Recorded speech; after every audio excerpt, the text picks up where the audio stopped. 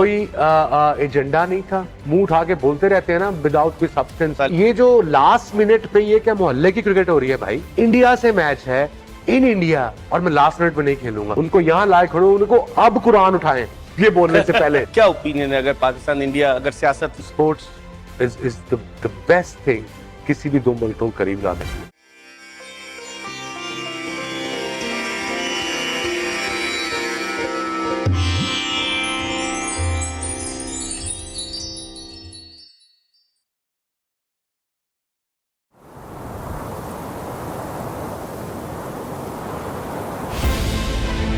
अब शुरू होने जा रहा है खेलों की दुनिया का सबसे बड़ा मुकदमा।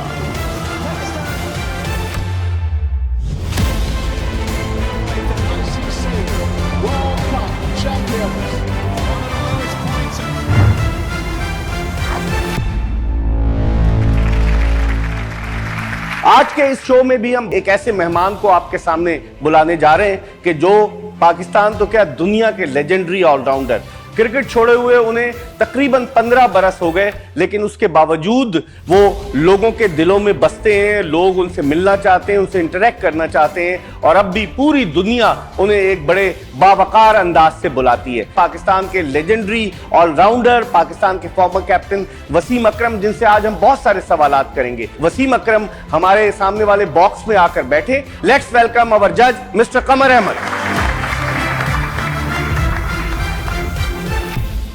और हमारे सामने वाले बॉक्स में पाकिस्तान के वो खिलाड़ी आए, हमारे आज के मेहमान पाकिस्तान के फॉर्मर टेस्ट कैप्टन वसीम अकरम को। लेट्स वेलकम वसीम अकरम। वसीम, देखा आपने हमारी अदालत हमने लगाई हुई है, यूनिटी, फेथ, डिसिप्लिन। बिल्कुल end of course the most senior journalist end of course अब इस क्रिकेटिंग में मोस्ट सीनियर जज भी कहेंगे इनको। बिल्कुल, अब तो जज कहलाएंगे। वसीम, शुरू करते हैं आपके सफर के हवाले से। लोग जानना चाहते हैं कि वसीम अकरम बना कैसे। ग्रेट मेमोरीज, गलियों में खेला, सड़कों पे खेला, रमजान में वो 6 एंड ओवर टेनिस बॉल से खेला। 83 में मुझे याद है कि I used to get paid 10 रुपए पर मैच। उस दौर में 10 रुपए बहुत पैसे होते थे, even for me I think 2 रुपए लीटर पेट्रोल था तब, इफ आई रिमेंबर। इतनी भी पुरानी बात नहीं है बट या सो यू नो क्रिकेट मैंने हर स्पोर्ट खेली जो अंदरून में खेली जाती है। यू नो वो पंखों से लेके बंटे भी खेले, लट्टू भी चलाए। सीजन के साथ हॉकी थी, हॉकी नहीं खेल पाया, लेफ्टी था। फुटबॉल भी खेला, फिर क्रिकेट का सीजन आता था तो क्रिकेट खेलते थे। और क्रिकेट जो मुझे आई थिंक शौक पड़ा क्रिकेट रेगुलर खेलने का, वो एक फेमस हमारी यू नो टेक्सटाइल कंपनी थी, उनका एक कमर्शियल आता था जिसमें ये इमरान भाई को यू नो आहिस्ता आहिस्ता आहिस्ता भागते दिखाते थे रन अप के साथ। मुझे सब ये छोटी छोटी चीज़ें याद हैं। और फिर कदाफी स्टेडियम जाके इनकी प्रैक्टिस देखनी शुरू की। जब भी टाइम मिलता था बस पकड़ी, सीधा कदाफी स्टेडियम चले गए। पाकिस्तान टीम है तो मैं जाके स्टेडियम में प्रैक्टिस देख ली। And you know it was kind of passion to me. जब मैंने क्रिकेट स्टेडियम के कदाफी स्टेडियम में जाके देखी तो मैंने रियलाइज किया कि भी ये गेम खेलनी है मैंने, ये गेम मुझे पसंद है। आपके फादर चौधरी मोहम्मद अकरम का रिस्पांस कैसा था? और लोग कहते हैं कि वसीम अकरम का पूरा नाम चौधरी वसीम अकरम है, वसीम लिखता नहीं, ये क्या था? ये पासपोर्ट में वसीम अकरम है भैया, चौधरी तो है हमारा पहला नाम। अराई फैमिली अमृतसर से आए। जी अमृतसर से डैडी आए थे। अमृतसर से बाहर चुविंडा देवी गांव है, वहां से थे। फिर आई थिंक वो ही वाज अबाउट 13-14 जब वो माइग्रेट किए कामों की गए थे लाहौर के पास। You know he was always there. किसी चीज पर उन्होंने पोक नहीं किया मुझे, किसी चीज पर उन्होंने मना नहीं किया कभी। You no so I miss him a lot. अब उनको 2-3 साल हो गए बिछड़े हुए हमसे, but he was a great kind of Kameng influence on me. जब आप टॉप ऑलराउंडर बने दुनिया के, हाउ वाज हिज रिस्पांस? पूरी फैमिली का, मेरी मदर, माय ग्रैंड मदर, वो तब जब आई थिंक मैं 2-3 साल जब खेला हूँ, 4 साल, शी वाज हयात थी वो, तो वो जो दूध के पैसे देती थी छुप छुप के 2-2 रुपए 1-1 रुपए जमा करके खुद मुझे देती थी, जाके खा के आओ खाने। अच्छा। एंड उनके सामने मैं पाकिस्तान खेला, फिर मैंने उनको सपोर्ट किया, so that was very heartening.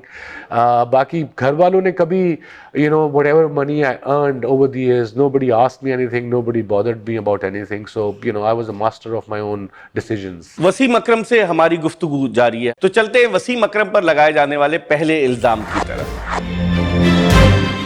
Wasim अकरम पर इल्जाम है कि ये 1999 के आईसीसी वर्ल्ड कप में बांग्लादेश से मैच हारने के बाद मुतनाज़ा बयान दे बैठे।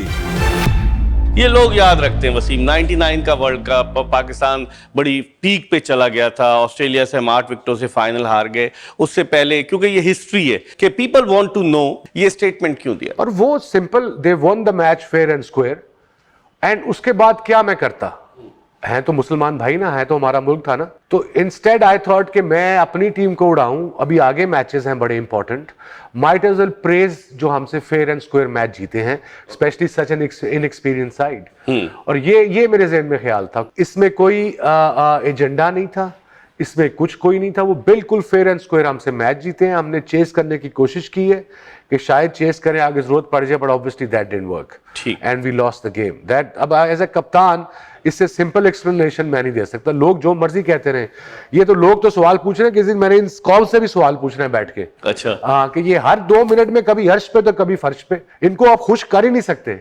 सही। इस नेशन को आप खुश नहीं कर सकते स्पोर्ट्स में। जीते रहो जीते रहो जीते रहो, 2 मैच हारो, वो वहीं से लितर मारने शुरू करेंगे पाकिस्तान टीम को और वहीं ले आएंगे जहां से इन्होंने शुरू किया था। So I do have a problem with Pakistani crowd जो क्रिकेट को सपोर्ट करते हैं, स्पोर्ट्स को।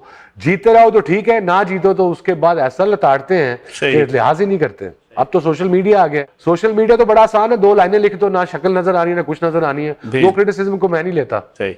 एक और चीज वसीम, 92 का वर्ल्ड कप जीते, you are the main player जिसने पाकिस्तान के लिए लॉरेंस लाया। फाइनल में जो वसीम अकरम की बॉलिंग थी कि बोथम को आउट किया, और फिर वसीम अकरम ने जिस तरह से क्रिस लुइस को बोल्ड किया, लोग याद रखते हैं उसको। अगर उसका कंपैरिजन करें 99 के वर्ल्ड कप से, 92 में आप एज अ प्लेयर खेले थे, 99 में आप एज अ कैप्टन खेल रहे थे, हाउ वाज दैट एक्सपीरियंस कि 92 का वर्ल्ड वो आपकी जिंदगी की चंद यादगार तरीन चीजों में से एक है, और फिर 99 का वर्ल्ड कप? तब तो 24 साल का बच्चा था, इतना पता नहीं था दुनिया का, पता था क्रिकेट खेलनी है सिर्फ। और जब 99 में कप्तान था तब तो पता था कि दुनिया में क्या, और रिस्पॉन्सिबिलिटी मेरे पे थी पूरी टीम की भी। क्वालिफाइड फॉर फाइनल्स, दुनिया की वाहिद टीम है जो फाइनल में पहुंच के जिसको इतना उड़ाया गया। वापस आके चेयरमैन बदल दिया गया, चेयरमैन बदल दिया गया, मुझे बुला लिया गया अकाउंटेबिलिटी, ये इधर क्या कहते हैं, अकाउंटेबिलिटी सेल में, नैब में सैफुर रहमान साहब थे। मुझसे कोई, आई थिंक उस वक्त कोई रिटायर आर्मी वाले थे जो क्वेश्चन पूछते रहे हैं 4 दिन, कि उन्हें ये नहीं पता था सफेद गेंद क्या होता है, लाल गेंद क्या होता है। वो क्वेश्चन पूछते रहे हैं, मेरे अकाउंट नंबर लिए इन्होंने। आपके ख्याल में मेरा इन्होंने चेक नहीं किया सारा कुछ, एक दफा नहीं करोड़ दफा चेक किया है।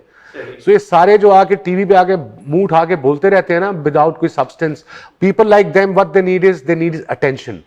उनको और अटेंशन मिल नहीं सकती, क्रिकेटिंग की उनकी नॉलेज नहीं है। क्रिकेट में भी आके बोलेंगे तो बिल्कुल स्टूपिड बातें करेंगे, और इस मौजू पे बुलवा लो फिक्सिंग पे तो वो पूरा दिन बोलते ही रहेंगे ताकि उनको अटेंशन मिल जाए। इसे कहते हैं attention seeking behaviour, and that's what exactly happened. 99 World Cup we played well. I'm very proud still of the team. We had the best team in the World Cup. It just didn't happen. Final में toss जीत के हमने पूरे world cup में हमने पहले bowling की है, पहले बैटिंग की है, बिकॉज हमारा स्ट्रेंथ वाज बॉलिंग। 6 बॉलर थे हम, मैं, अजहर, रजाक, शुएब एंड सकलैन। मैंने वकार को ड्रॉप किया, वो बड़ा मुश्किल डिसीजन था वकार को ड्रॉप करना, शोएब अख्तर को खिलाना, वो किसी ने प्रेज नहीं किया। It was a big decision for me to drop one of the top bowlers in the world, to have young rookie coming in 150 plus। और शोएब ने दिखाया इंडिया टूर पे भी और वहां भी कि he was the right man to play at that time। चलते हैं वसीम अकरम पर लगाए गए अगले इल्जाम की जानिब। वसीम अकरम पर इल्जाम है कि ये बेंगलोर में भारत के खिलाफ 1996 आईसीसी वर्ल्ड कप का क्वार्टर फाइनल नहीं खेले। लोग ये भी कहते हैं 1996 का वर्ल्ड कप का quarter final against India, Wasim Akram से बड़ी उम्मीदें थी कि अगर वसीम बेंगलोर में खेलता तो तबाही बर्बादी मचाता, लेकिन आपका शोल्डर इंजर्ड था, क्या था वो जो आप? नहीं, मेरा ये साइड में इंटरकॉस्टल मसल, ये उससे 2-3 दिन पहले हमारा मैच था न्यूजीलैंड से गद्दाफी स्टेडियम में। आई थिंक मैंने उस पर 20 गेंदों पे 34-35 किया। मैं गया आखिर के 4-5 ओवर में, और वो आई थिंक नैश था बॉल, वो कर डेओन नैश आई थिंक उसका नाम है, उसने फाइनल लेग ऊपर लेके मिडिल लेग पे उसने लेंथ साइड यॉर्कर की लेंथ हुआ तो मैं उसको ऐसे मारने गया टुवर्ड स्क्वायर लेग, तो इतनी जोर से मारा कि वो तो बल्ला तो बॉल तो पैड पे लग गया, मगर वो पुल हो गया, यहाँ से पूरा मसल खिंच गया। और ये जो लास्ट मिनट पे ये क्या मोहल्ले की क्रिकेट हो रही है भाई? ये मुझे कॉमन सेंस समझा दो तुम लोग। मैं पाकिस्तान के लिए खेल रहा हूँ, कप्तान हूँ, इंडिया से मैच है, इन इंडिया और मैं लास्ट मिनट में नहीं खेलूंगा। This is beyond me. ये मुझे इन लोगों की अकल समझ नहीं आती जो ये जो क्रिटिसाइज करने वाले हैं ना, और इनमें ये क्रिकेटर्स का हाथ था। सही। ये जो मेरे साथ थे ना, मेरे नीचे सारे खेलने वाले, हाँ। मेरा वाइस कप्तान जो भी था, उसमें नाम नहीं मैं उसका ले रहा, सबको पता है कौन था वो। सही। ये उन्होंने शुरू किया है कि हमसे ब्लेम हटे हाँ। और इस पे जाए जो एक खेला ही नहीं है। जब डैन कीजल को बुला के ये क्या पूछा नहीं उन्होंने कोर्ट वालों ने, फिजियोथेरेपी। 4 इंजेक्शन लगाए सुबह मेरे, मैंने कहा लगा, मैंने कहा नम कर इस एरिया को। सही। उसने किया ना, मगर ये मसल पूरा पीछे तक होता है, तो उससे बॉलिंग हो ही नहीं सकती। इंटरकॉस्टल मसल को 6 से 8 हफ्ते लगते हैं ठीक होते होते। सही। ये तुम लोगों को थोड़ी अकल आनी चाहिए। ये जो भी क्रिकेटर्स जो मेरे खिलाफ बोलते हैं ना आके, अभी तक ये जो मेरे साथ अंडर भी खेले हुए हैं, वो झूठ बोलते हैं।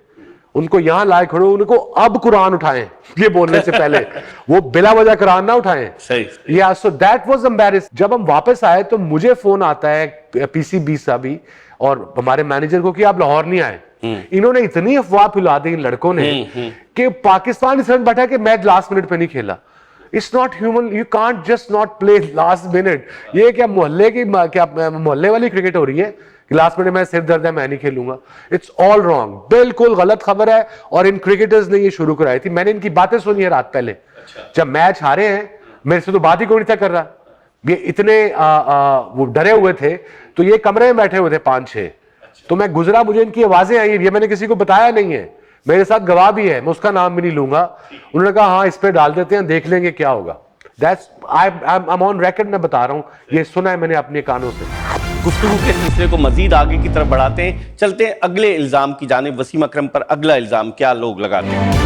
कोलकाता नाइट राइडर्स के साबिक कोच वसीम अकरम पर भारतीय शायकीन और क्रिकेटर्स का इल्जाम है कि ये पाक भारत क्रिकेट ताल्लुकात की बहाली में किरदार न अदा कर सके।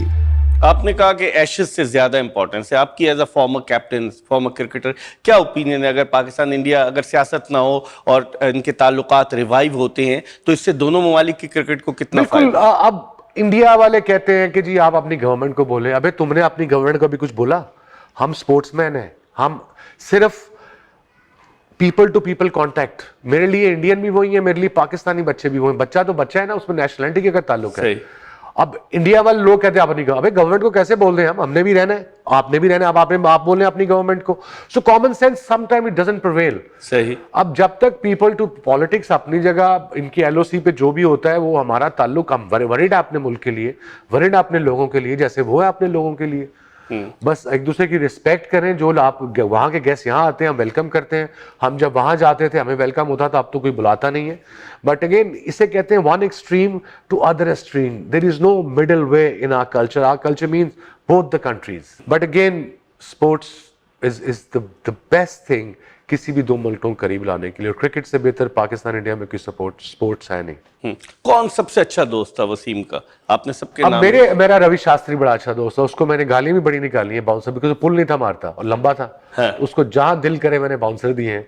वो मुझे कहता था मैच के बाद, तू सुबह तू गाली निकालता और अब आके मेरे साथ खाना खाता है। मैंने कहा वो अपनी जगह, ये अपनी जगह यार। सही। फिर उसके बाद कमेंट्री में हमने 14 साल बड़े इकट्ठे गुजारे। वो सनी भाई, सुनील भाई, मैं, Harsha Bhogle, all these guys, I mean they really help me a lot early on जब मैं कमेंट्री की तरफ आया हूँ। ऑफ द फील्ड सारे हम एक जैसे, एक तरह खाना है, एक तरह का माइंडसेट है। You no it's just the border ने दो डिफरेंस पैदा करते हुए। बिल्कुल। कमेंट्री की बात की, जिस तरह से वसीम अकरम कमेंट्री करता है, अपने जज्बात पर काबू पाता है, जो प्रोफेशनल की निशानी है। वरना लोग जो है टिल्ट करते हैं। ठीक है, पाकिस्तान से आपको मोहब्बत आपसे ज्यादा किसको होगी जो पाकिस्तान के लिए खेला हो। उसमें जज्बात को काबू में रखना और फिर भारतीय कमेंटेटर्स या इंग्लिश कमेंटेटर्स या ऑस्ट्रेलियन कमेंटेटर्स के साथ कमेंट्री करना, वो कितना डिफिकल्ट? शुरू में मुश्किल था, स्पेशली जब पाकिस्तान टीम हारी होती थी तो यू नो पैशन लाना अपनी ज़बान में और फिर एक्सप्लेन करना। और स्पेशली अगर इंडिया से मैच है, वो सारी apart from commentators the whole crew was Indian. और जिस तरीके से वो फिर सारा क्रू कानों में भी आवाज़ें आ रही हैं क्लैपिंग की, you know that used to be tough. And then I think it took me 6 months, then I got used to it. Control करना सीख ली इमोशंस। अंदर से तो वही फीलिंग होती थी। बिल्कुल। जब जीत रहे होते थे तो वो खुशी तो नजर आ जाती थी आवाज में। जब हार रहे होते थे तो तब कंट्रोल करना जरा मुश्किल तो होता था, specially with all the Indians, you know the whole team was bit tough. Always tough रहेगा ये, अभी तक इसका यूज तो नहीं मैं हो पाया। वसीम अकरम पे अगले इल्जाम की तरफ चलते हैं कि इन पर अगला इल्जाम क्या है। वसीम अकरम पर इल्जाम है कि इन्होंने सीनियर खिलाड़ियों की मौजूदगी में कप्तानी कबूल कर ली। ये क्या हुआ वसीम? 93 में सीनियर्स थे, वसीम अकरम ने कप्तानी कबूल कर ली। जब आपका मुल्क आपको कहता है ना कि आप कप्तानी करें या रिप्रेजेंट करें अपने मुल्क को, आप ना करने की पोजीशन में नहीं होते। Specially a person like me who love even at the younger age challenges को कबूल करना, यू नो, और ये बहुत बड़ा ऑनर था मेरे लिए।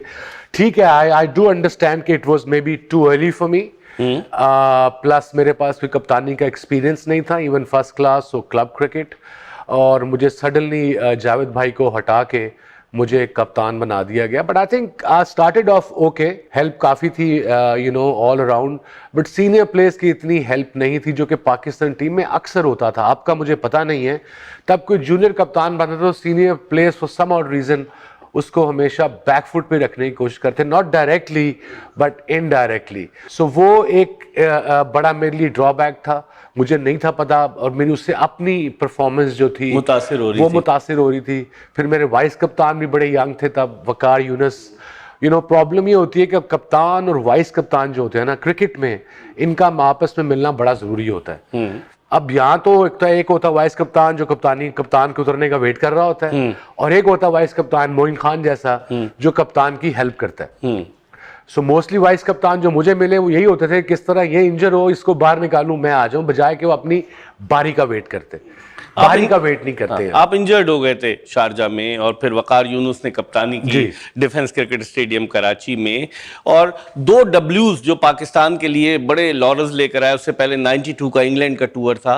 तो ये कप्तानी की खींचातानी, अखबारात में आई खबरें कि जी आपने जिस तरह खुद ही जिक्र कर दिया कि होता है ये कि लोग इंतजार में होते हैं कि भाई ये हटे तो मैं कप्तान बनूं, जबकि आप में तो बड़ी कोऑर्डिनेशन थी दोनों में। भाई मैं पाकिस्तान का वाहिद कप्तान हूँ जो 7 से 8 दफा कप्तान बना हूँ। हटा के बना के जब अच्छा भी कर रहा था फिर भी हटा देते थे, तो ये पीछे से चल रही होती थी चीजें। सही, एक एज ग्रुप था, अब नाम लेना आज के 25 साल पहले की बात को दोबारा दोहराना, but yes this was the case. बहुत सारे वाइस कप्तान मिले जो सिर्फ वेट कर रहे थे किस तरह इंजर हो या इसको किस तरह बाहर निकाल के मैं कप्तान बनूं। अगर वही कोशिश ये करते हैं कि कप्तान को सपोर्ट करें, टीम जीते, जब बारी आएगी मेरी मैं अपने आप कप्तान बन जाऊंगा। So that wasn't the case when I became captain the first time. लेकिन फिर उसके बाद 94 का न्यूजीलैंड का टूर, जी, कुछ खिलाड़ियों ने लाहौर में इजलास एक किया और वसीम अकरम को उन्होंने ये पाकिस्तान क्रिकेट की रिवायत है, यूनुस खान के खिलाफ भी हुआ, बहुत सारे लोगों के, उन्होंने ये कहा कि जी हम जो है ना इसको कप्तान से हटाया जाए। फिर Saleem Malik was made captain at that time, जी है ना? बिल्कुल। और ये हमारे क्रिकेट में, दुनिया में मैंने देखा है, बड़ी टीमें देखी हैं, पाकिस्तान में बड़ी टीमें देखी हैं। योर ऑनर, क्रिकेट में ये वाहिद टीम पाकिस्तान क्रिकेट है जो drop of a hat Holi book निकाल लेते हैं, सबसे पहले कुरान ले आते हैं। अब एक मैच क्रिकेट खेलने आए हो, ये बीच में होली बुक का क्या ताल्लुक आ गया? अगर तुम इतने बड़े बड़े शाह जवान और इतने तुम्हारी जुबान है तो बंदे की जुबान बड़ी होती है। सही। वो कह दे कि जी मैंने इसके अंदर नहीं खेलना। ये नहीं बोलते थे, एक दफा होली बुक निकला थी उस पर हाथ रख के, और वही सारे मेरे खिलाफ खेले 2 साल बाद। तो फायदा क्या उस किताब पे हाथ रखने का? May be like it seems odd कि आप कुरान पे हाथ रख रहे हो कि इसके अंडर कभी नहीं खेलेंगे, 2 साल बाद सारे मेरे अंडर खेल रहे हैं। तो ये मुनाफिकत नहीं है Wasim? This is not my place to answer. I think ये जज साहब बैठे हैं, क्राउड बैठे हैं, लोग देख रहे हैं, वो डिसाइड करेंगे कि ये क्यों होता है, हमारे यहाँ ऐसे क्यों होता है। अगर किसी के खिलाफ हो आप, अगर मैं खिलाफ हूं, मैं साफ मना कर दूंगा, नहीं खेलना भाई, खत्म होगी बात। इतनी करेज होनी चाहिए अपने डिसीजन पे, इतनी तुम्हें कॉन्फिडेंस होना चाहिए। सही। सो you no this was quite, और एक रात पहले सारे मेरी तरफ थे। पूरे के पूरे पार्टी की है, खाना खाया, सुबह 4 बजे तक रहे हैं, और next morning this happened. So it was a bit of a shock for me. Obviously it was, सारे दोस्त, सारे एक एज के क्रिकेट खेले हुए, and you know it was very disappointing for me, specially आप जब 24-25 साल के होते हो। तो उस वक्त तो यू नो इवन इमरान भाई told me not to go on the tour, but I made sure मैंने कहा इनकी वजह से मैं अपनी क्रिकेट क्यों खराब करूं। तो आप गए 94 में। गोल के यार ये ना जाए तो हम ले जाए। मैं कहा अपना करियर मैं क्यों खराब करूं इनकी वजह से। मैंने 3 टेस्ट मैचों में 25 आउट किए वहां जाके, परफॉर्मेंस दिया, man of the series, man of the match 2 मैचों में, 3 में से, और आई थिंक वनडेज में भी आप बोल्ड ब्रिलियंट ही देयर। वक्त गुजरने के बाद उन लोगों ने रियलाइज किया कि दैट वाज रॉन्ग। जी, most of them quite a few of them, एक दो ने नहीं किया बट काफियों ने, सब ने किया सही। कि जी Saeed Anwar, everybody, I am not naming हाँ, एनी, ठीक बट है। सब ने आके बाद में 3-4 साल अपोलोजाइज किया कि that was their mistake, but again I believe in forgive and forget and move on. सही। They always believed in that, so I moved on. Everybody's moved on. It was long time ago. Yeah. चलते हैं वसीम अकरम पर लगाए गए अगले इल्जाम की जानिब। वसीम अकरम पर इल्जाम है कि इन्होंने अहम मौक़ों पर पाकिस्तान टीम की कोचिंग की जिम्मेदारी कबूल नहीं की।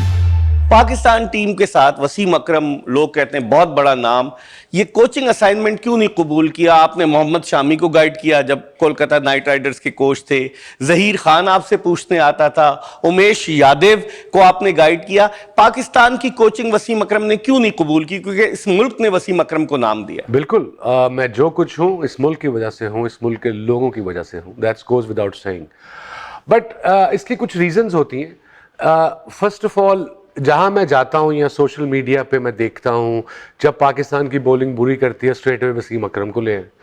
भाई एक कोच है, उसने 3 साल का कॉन्ट्रैक्ट साइन किया हुआ है, जब मुझे कोई ऑफिशियल ऑफर आएगी, थ्रू प्रॉपर चैनल ऑफर आएगी, तो देखूंगा कि कितना टाइम चाहिए, मैं इतना टाइम दे सकता हूं कि नहीं दे सकता। मैं पूरी उम्र अपने बच्चों से दूर रहा हूं, but this is besides the point. The point is कि अगर किसी भी बच्चे को जरूरत है मेरा नंबर सबके पास है। अभी T10 में आमिर के साथ था, उसको थोड़ा समझाया बट टाइम नहीं था। उसकी जो गलती मैंने देखी है बॉलिंग में, उसका बॉल अंदर क्यों नहीं आ रहा न्यूजीलैंड में, वो मैंने उसको बताया था कि वो नहीं आएगा। हाँ। उसकी रिस्ट पोजीशन, वो एंड में आके बाहर निकल जाता है, जब एंड में आता है suddenly goes out, when he goes out ऐसे गिर जाता है तो रिस्ट ऐसे हो जाती है। सो देखेंगे उसका बॉल जो भी जा रहा है वो बाहर को जा रहा है राइट हैंड के, जब तक रिस्ट लॉक नहीं करेगा, फ्रंट आर्म नहीं लाएगा, अंदर नहीं आएगा, उसकी पिवट नहीं होगी, बॉल अंदर नहीं आएगा। तो ये चीजें मैं हर एक को बताता रहता हूं। अब जनरली वो क्या उर्दू का मुहावरा है कि प्यासा कुएं के पास आता है, कुआं प्यासे के पास नहीं आता। अगर इन बच्चों को मेरी जरूरत है, अगर मैं कराची में मोस्टली मैं फ्री होता हूं, just let me know. PCB के 2-3 मैंने कैंप में अटेंड किए, सारे जो आपके नए लड़के भी खेल रहे हैं सारे उन कैंप से गए हैं।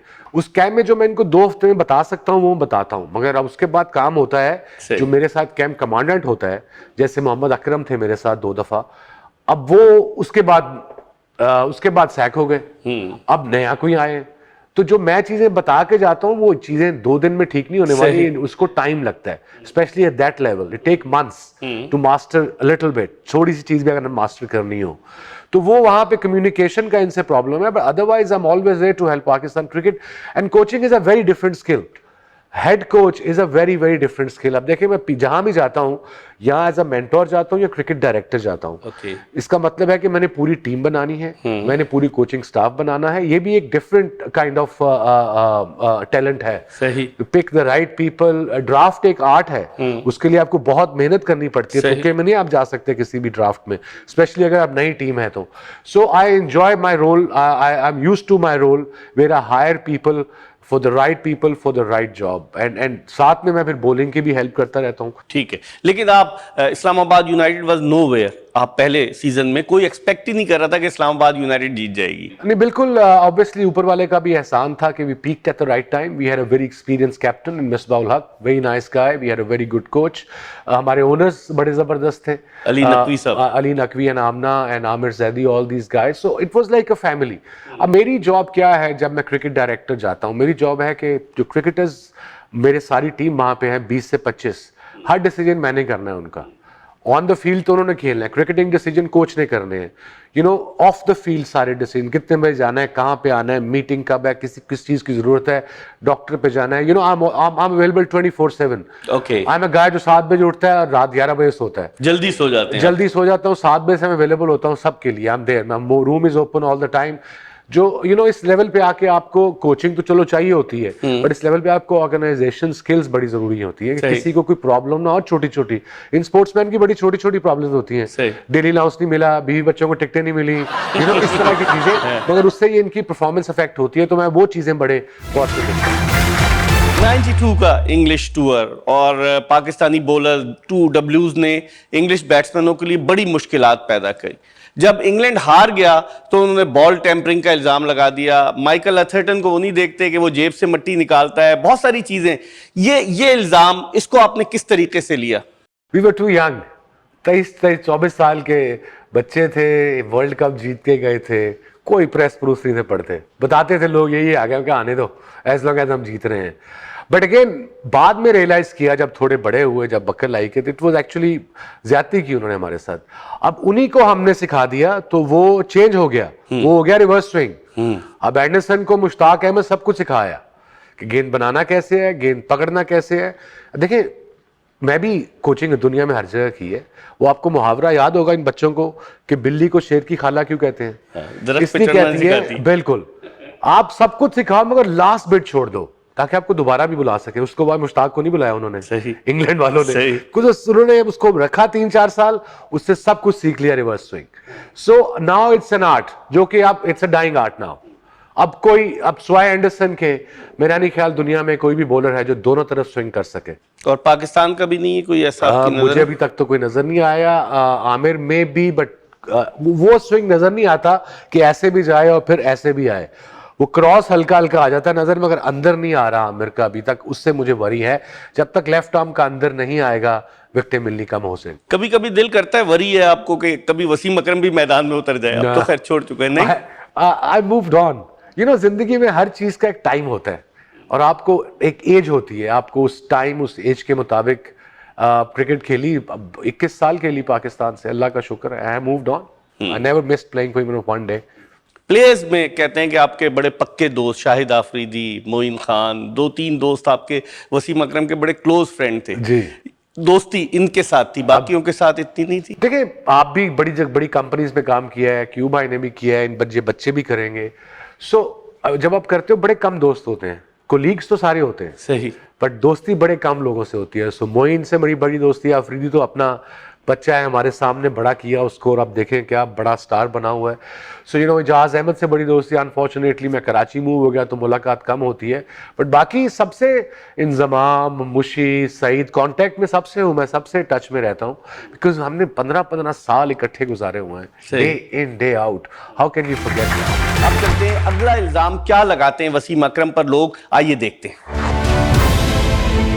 वसीम अकरम पर इल्जाम है कि इनके पीसीबी चेयरमैन तौकीर जिया के साथ ताल्लुकात ठीक नहीं रहे।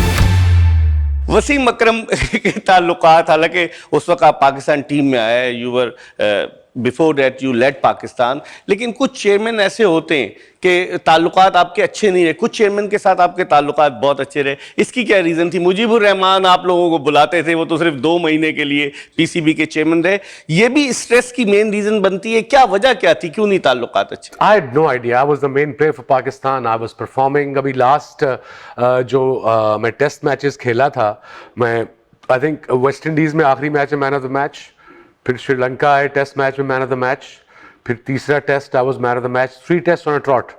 उसके अलावा ट्राई सीरीज के फाइनल में I was man of the match जो वेस्ट इंडीज में थी उससे पहले। और उसके बाद मैं आई वांटेड रेस्ट बिकॉज मैं इतनी क्रिकेट खेल चुका था 35 साल की उम्र में, मैंने कहा मुझे ब्रेक चाहिए। तो आई थिंक कम्युनिकेशन गैप था, या लड़के इनको कुछ बताते थे जाके कि जी टाइम सिर नहीं आता, या बात नहीं मानता। I was kind of a guy at उस स्टेज पे था कि मैं अपने काम से काम रखता था। मैं अपनी प्रैक्टिस की, अपनी बॉलिंग की, अपनी बैटिंग की और चला गया। मैं ज़्यादा सोशलाइज नहीं था करता। खैर I don't want to get into details. वो कहेंगे ना कि अंगूर खट्टे हैं, बट यस इनके साथ रिलेशनशिप बिल्कुल अच्छी नहीं थी। उन्होंने आई थिंक पर्सनल शायद इशू ले लिया था कि मैं इससे बड़ा हूँ, मैं सर्विंग जनरल हूँ। There was no comparison between me, who played a cricketer who played for Pakistan, and then a serving general who's such an experienced, and educated person. But again, शायद लोगों ने काफी रिफ्ट पैदा की हो, मुझे तो अब याद भी नहीं, बड़ी वेगली बात है, बच्चे ये तो है कि इनसे बिल्कुल बनी नहीं मेरी for some odd reason. Justice Malik Qayyum commission की रिपोर्ट तौकीर जिया साहब मंजर आम पर लाए, और जस्टिस साहब ने अपनी रिपोर्ट में लिखा कि वसीम अकरम ने उनके साथ ताउन नहीं किया। तो क्या कॉपरेट नहीं किया? कोई सबूत था उनके पास या ऐसे ही बुलाते थे? कॉपरेट ना करने का मतलब क्या था, मुझे तो सबसे पहले ये समझा दें। जितनी दफा मुझे बुलाया गया, कोर्ट गया, कटहरे में खड़ा किया, पीसीबी का जो वकील था वो हमारे खिलाफ था। हमने वकील बाद में किए जाके, हमें तो पता भी था कि वकील भी करना है, हमें पता नहीं था हम कोर्ट में जा क्यों रहे हैं। घर से रोज कोर्ट जाना, आगे वो जमीमें जिसे कहते हैं वो निकले होते थे, वो देख देख के मुंह खुश्क हो जाना कि यार हम कहाँ फंसे हुए हैं, क्या कर रहे हैं। जब बुलाया, जो चीज पूछी है तब सब कुछ बताया। जैसे कि आपने कहा कि सारी तोपों का रुख मेरी तरफ किया हुआ था, सिर्फ एक बंदे की तरफ। बाकियों की भी रिपोर्ट में लिखा है, सब कुछ लिखा है, मगर इन सब को जो 2-3 क्रिकेटर आके बोलते हैं ना टीवी पे, उन्हें नाम मेरा ही आता है। बिकॉज इसलिए उन्हें नाम मेरा आता है, मेरा नाम लेंगे नहीं, उनको कोई बुलाएगा नहीं टेलीविजन पे। That's the thing. पिछले दिनों ने फिर ये शुरू किया था सारा, सही। ये बुला के बंदा, उसको पैसे दिए, उसको बुलाया इंग्लैंड से कि आप आइए, आप इनके खिलाफ बोलिए, और वो बोला, वो चैनलों से पैसे ऑफर लिए कि मुझे पैसे दो तो मैं आके बोलूंगा। सो इट शोज कि they all here to make money on my name, मेरा नाम खराब करने से। मैंने जो भी उन्होंने मांगा मैंने उनको दिया, उसके बाद मैं दोबारा कप्तान बना और पाकिस्तान को सक्सेसेस दिलाई। सो ये सारे जेलसी के फैक्टर हैं, जो आपको पता है जेलसी लोगों से बड़ा बड़ा कुछ करवाती है। लोग अभी भी जेलस है मेरे से, मोस्टली मेरे ex colleagues are still jealous, that's why they do what they do. मुझे आपने कभी किसी के खिलाफ बोलते देखा है? मुझे इन सब के कच्चे चट्टे पता है, मुझे इनका पता है कि इन्होंने क्या क्या नहीं किया हुआ, ऑफ द फील्ड इनकी क्या हरकतें होती थी, क्या क्या ये करते थे। अगर मैं सही किताब लिखूं, I will be probably a millionaire, मगर मैं सबकी जिंदगी खराब कर सकता हूं, मुझे इतना पता है, मगर मैं ऐसा बंदा हूं नहीं। आई बिलीव के माफ करो और मूव ऑन करो। और जहां तक ये जज साहब के इसका ताल्लुक है, मैंने जो उन्होंने पूछा, जब बुलाया, आई वॉज देयर। अब मुझे नहीं समझ आती वो कैसे कि उन्होंने लिखा है कि मैंने कोऑपरेट नहीं किया। कोऑपरेट ना करना is something totally different, guilty होना is something totally different, remember that. पिछले दिन उन्होंने गोरा भी बुलाया, इन्होंने ऑस्ट्रेलिया से, सही, उसका नाम नहीं मैं लूंगा, आप लोगों को पता होगा। उसको बुलाया कि वो मेरे पे दोबारा इंक्वायरी करे, उसको टिकटें दी, पैसे उसको, उसने पाकिस्तानियों से पैसे लेके यहां पे आया कि ताकि वसीम अकरम के दोबारा वो इंक्वायरी खोल लो भाई, जो मर्जी कर लो, जब गलत कह रही मैं डरता क्यों, यहां ही हूं, सामने हूँ, सामने बात करूंगा। What goes around comes around. अगर आप किसी का बुरा सोचेंगे, आपके साथ इसी दुनिया में इधर ही बुरा होगा। ये लोगों को समझ नहीं आती। क्रिकेट की दुनिया में कौन सा जो लम्हा ऐसा था जब वसीम अकरम बहुत डिप्रेस हुआ, और कौन सा ऐसा लम्हा था जब वसीम अकरम बहुत खुश हुआ? देखिए, obviously I am also human being, इंसान हूं, मेरी भी वही फीलिंग्स होती हैं जो आम बंदे की होती हैं। अगर मेरे पे गलत इल्ज़ाम लगाए जाएं, अभी तक लगाए जाते हैं, तो उससे हर्ट तो होता हूं मैं, but I am a fighter, I always will fight. So the worst bit was यही, कोर्ट जाना, कचहरियाँ जाना, this was the worst bit. And वो भी अपने लोगों, अपने कोलीग्स ने ये अफवाहें, अगर इनके पास सबूत होते, ये कोलीग्स के पास, तो लेके ना आते। बातों में तो आप, my word is against yours, this is as simple. अगर इनके पास सबूत होते और इनसे भी ऐसी बात होती, तो ये आपके सामने ऐसे बैठे होते चुप करके? इन्होंने मेरा त्या पांचा ऊपर नीचे कर देना था। बट अगेन, जैसा आपने कहा, अल्लाह ने जिसको इज्जत देनी है उसको इज्जत देनी है, जिसको जिल्लत देनी है जिल्लत देनी है। मैं अंदर से क्लीन हूँ, मैं अंदर से साफ हूँ, एंड आई एम कंटेंट। अल्लाह का लाख लाख। और glorious moment, glorious moment, 20 years I played for Pakistan has got to be the 92 World Cup. 92. That was the ultimate. That was a game changer for Pakistan and for Pakistan cricket. अभी जो current Pakistan की situation है, वसीम उसको कैसे देखता है? हम champions trophy तो जीते, लेकिन फिर टीम डिक्लाइन की तरफ चली गई। वसीम अकरम क्या सजेस्ट करता है अपने एक्सपीरियंस की रोशनी में, कैसे हम पाकिस्तान को लिफ्ट कर सकते हैं? We Pakistanis are kind of used to a quick fix. Quick fix हो जाए, जल्दी से एक टूर्नामेंट जीत जाए, उसके बाद देख लेंगे, but not really. It's not a rocket science. Cricket चलाना रॉकेट साइंस नहीं है।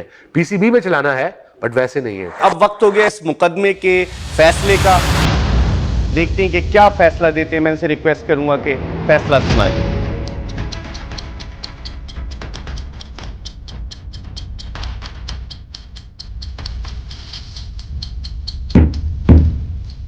कहते हैं कि life is a gift of God, यानी अल्लाह की तरफ से एक तोहफा है किसी के लिए।